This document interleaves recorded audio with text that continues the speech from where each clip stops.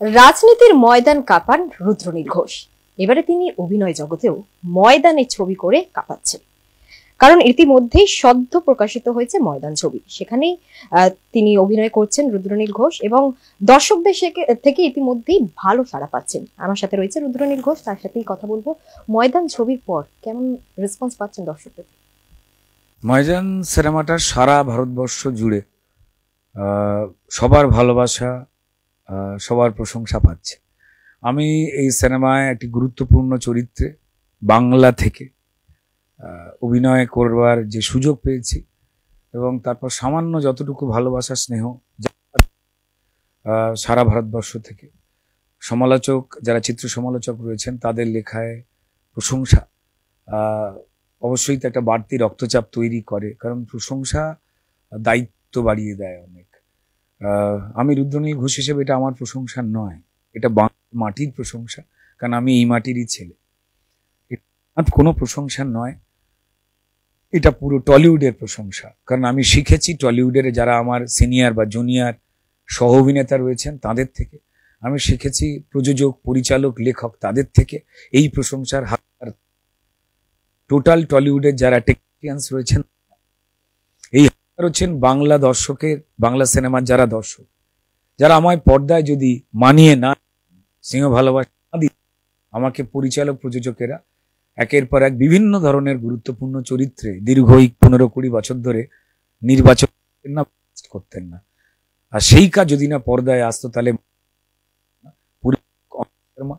প্রযোজক বনি কাপুর বা অজয় দেবগনজিরা আমাকে বিশ্বাস করে এত গুরুত্বপূর্ণ চরিত্রে গজরাজ রাওদের মতো তাবড় অভিনেতারা যেখানে অভিনয় করছেন, সেখানে তারা কাস্ট করতেন না। তাই যতটুকু ভালোবাসা, সম্মান দর্শক দিচ্ছে, চিত্র সমালোচকেরা দিচ্ছেন সিনেমা সম্পর্কে, অজয় দেবগন সম্পর্কে, গজরাজ সম্পর্কে, সেখানে যখনই আমার একটা লাইন লেখা হচ্ছে, একটা শব্দ প্রশংসা করে লেখা হচ্ছে, সেই প্রশংসাটা আসল হাত আমি নয়, আমার জন্ম দিয়েছে যে গর্ব, ভালোবাসা, প্রশংসার দাবিদার এই বাংলা, পশ্চিম বাংলা, এই গর্ব টলিউডের, অহংকার বাংলার দর্শকদের। কালচারাল যে কোনো ইন্ডাস্ট্রি, সাংস্কৃতিক জগৎকে পরিষ্কার নিয়ন্ত্রণ করে রাজ্য সরকার এবং শাসক দল। এর আগে সিপিএম ছিল, তারাও কিন্তু বড়ভাবে অপারেট করত, কিন্তু এইভাবে কাজ কেড়ে নেওয়া, এই নির্বাচনী প্রচারে মঞ্চে তোমায় উঠতেই হবে সিরিয়াল সিনেমা শুটিং করে দিয়ে, আর তুমি যদি তৃণমূলের যা যা অন্যায় করছে সেটা সমালোচনা করো, তাই ডিরেক্টর, প্রডিউসার, সেটা সিরিয়াল হোক, ওয়েব সিরিজ হোক, সিনেমা, তাদের গিয়ে থ্রেট দেওয়া, ভয় দেখানো, মালিকদের বলে দেওয়া, প্রযোজকদের বলে দেওয়া, আপনি এদের কাস্ট করলে বড় বড় সিনেমা হল যেখানে টিকিট বিক্রি হয়ে গেলে আপনারা যে টাকা লাগিয়েছেন সেই টাকার প্রফিটটা উঠে আসে, সেই হল আপনাকে দেবে। এই প্রত্যেকেই ভয় পেয়েছেন, কিন্তু প্রত্যেকটা পরিচালক, প্রত্যেকটা প্রযোজক, প্রত্যেক সহ অভিনেতা তারা কিন্তু পরিষ্কার গোপনে যোগাযোগ রেখেছেন, বলেন, তারা দুঃখ প্রকাশ করেন। কেউ কেউ আছে সৃজিত মুখার্জির মতো, যারা না করে রুদ্রনীল ঘোষকে কাজ দেয়।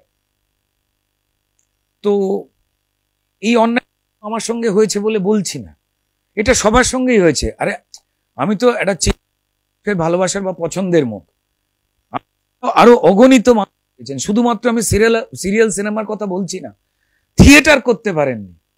আমার পথনাটকের টিম যারা সারা পশ্চিমবঙ্গ জুড়ে এখন কাজ করতে নেমেছে, ঠিক করে দেওয়া হয়েছে, আর হয়েছে, দরকার বিজেপি করবার, কিন্তু তারা বলতে পারে না তোমরা থিয়েটারের হল দিচ্ছ না, সরকারি বেসরকারি যে সিনেমা হল বা থিয়েটার হল, তাদের মালিককে লোকাল তৃণমূল নেতা গিয়ে থ্রেট করে দিচ্ছেন, শিল্পীরা কাজ করতে পারছে না, না খেতে বেমারা যাচ্ছে।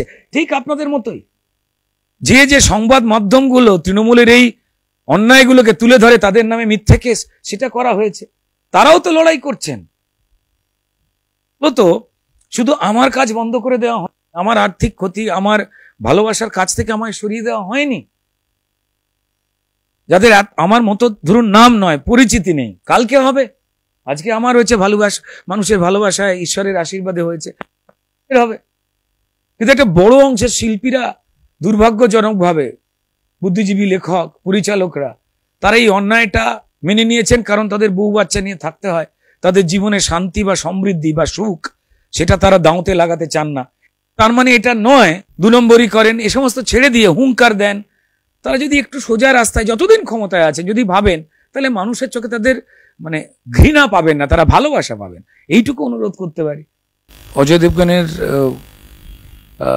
স্যারের সঙ্গে উনি চেয়েছিলেন যে মা বলে যে সিনেমাটা হচ্ছে, কাজল যে সিনেমাটা করছেন, তো সেই সিনেমাটাতে গুরুত্বপূর্ণ চরিত্রে অভিনয় করবার জন্য আমায় বলা হয়েছিল। তো আমি বলেছিলাম যে যেহেতু এই সময় নির্বাচনটা রয়েছে, মানে আমার পক্ষে করা একটু চাপ। এবং উনি লাস্ট যখন প্রিমিয়ারে গেলেন আমাকে বললেন, রুদ্রনীজি আপনি নেই কিয়া মালুম হ্যাঁ, ঠিক আছে চলিয়ে নেক্সট ফিল্ম করেঙ্গে বলে তারপর কথাবার্তা বললেন। তো ঠিক আছে, কাজ আসে বম্বে থেকে, কে মেননের সঙ্গে একটা ওয়েব সিরিজ করছি,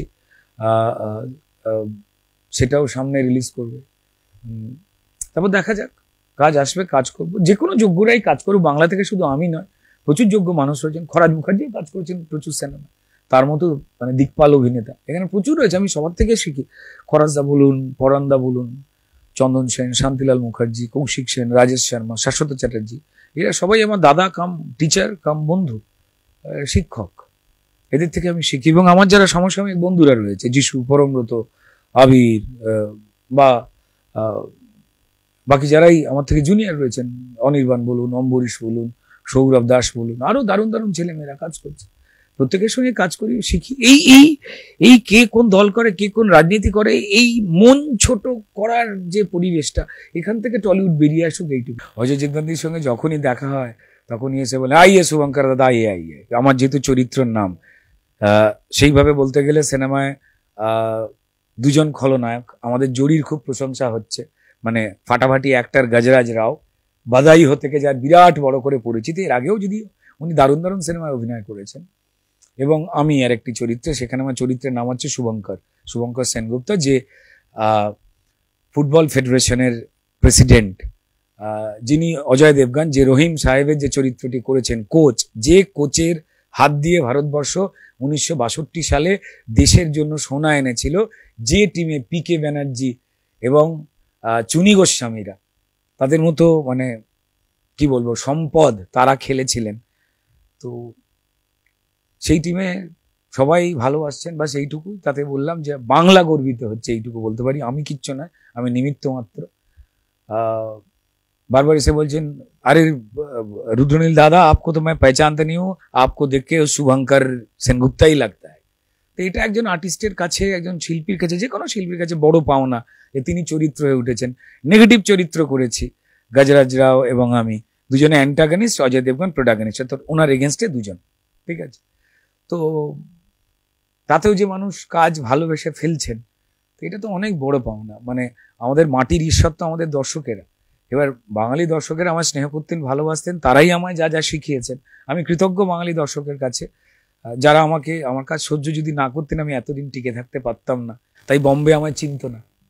বাঙালি দর্শকরা সাপোর্ট করেছে বলেই আমি একের পর এক কাজ পেয়েছি। আমার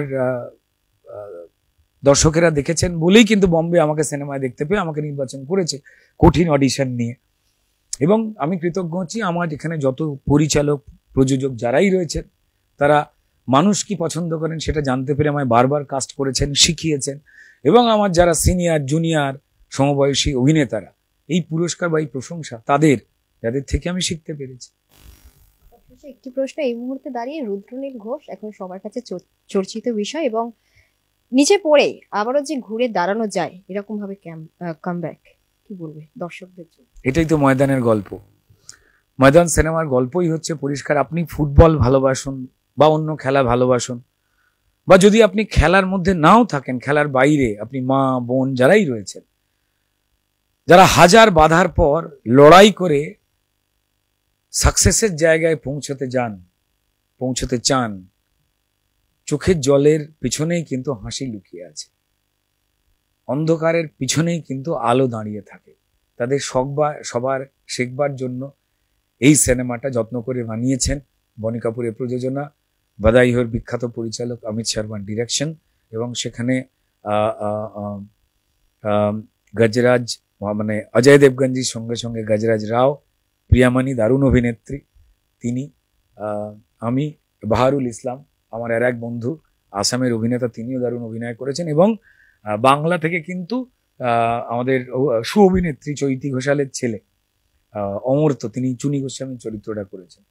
তো সবাই দারুণ কাজ করেছে। আমি বলবো যে হলে গিয়ে দেখতে, বন্ধু পরিবারকে নিয়ে দেখতে, আপনার নিজের দেশের জন্য গর্ব হবে। লড়াই করতে দেখতে দেখতে আমি জানি চোখ ভিজে যাবে আপনাদের। সপরিবারে পরিষ্কার হলে গিয়ে দেখুন। আর যদি আপনারা যাকে জন্ম দিয়েছেন, বাঁচিয়ে রেখেছেন, রুদ্রনীল ঘোষের কাজ একটুখানিও ভালো লাগে, সারা ভারতবর্ষ আমার যাই প্রশংসা করছে। আমার যদি বাঙালি দর্শকেরা সোশ্যাল মিডিয়ায় যদি একটা লাইনও লেখে আমার জন্য, সেটা আমার 10টা ন্যাশনাল অ্যাওয়ার্ডের থেকে বড় অ্যাওয়ার্ড, এটাই বলতে পারি। আপনারা যান, দেখুন, লিখুন, যদি খারাপও লাগে সেটাও বলুন।